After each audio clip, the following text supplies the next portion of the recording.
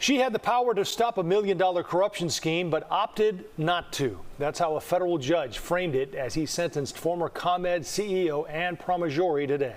It was all part of an intricate scheme to influence then Speaker of the House, Mike Madigan, to help with laws and policies favorable to the power company. Political reporter Chris Tye was in court and joins us now. Chris. Joe and Erica, the judge described this scheme as secretive, sophisticated, and criminal. He could have sentenced her to 6 years. She got 2.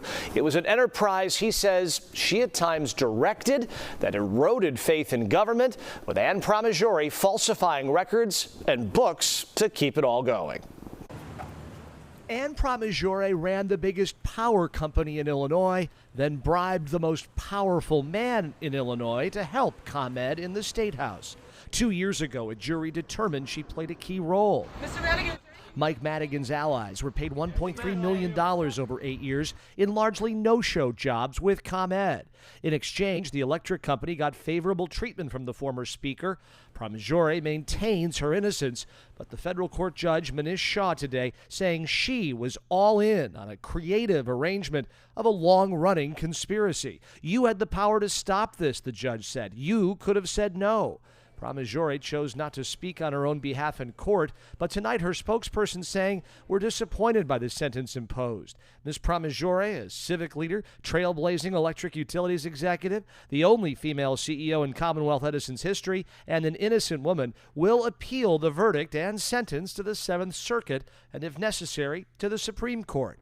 She was one of the so-called ComEd 4, convicted in 2023 of a near-decade-long scheme to pay for Madigan's help. ComEd lobbyist John Hooker was sentenced to 18 months last week. Pramaggiore to 24 months today. Madigan's confidant Michael McLean will learn his sentence Thursday. One-time City Club President Jay Doherty in August. As for 83-year-old Madigan, once the longest-running speaker in U.S. history, after a separate trial, he was sentenced to 7.5 years behind bars. He's slated to report to prison in October, but asking for a delay on that as he works through his appeal.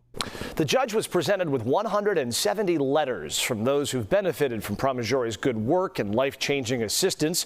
Before handing down the 2-year sentence, he said of this, quote, "The same person that is both an inspiring leader and generous is a willful participant in corporate malfeasance," end quote. She also, Joe and Erica, has to pay a $750,000 fine. Chris, thanks. You bet.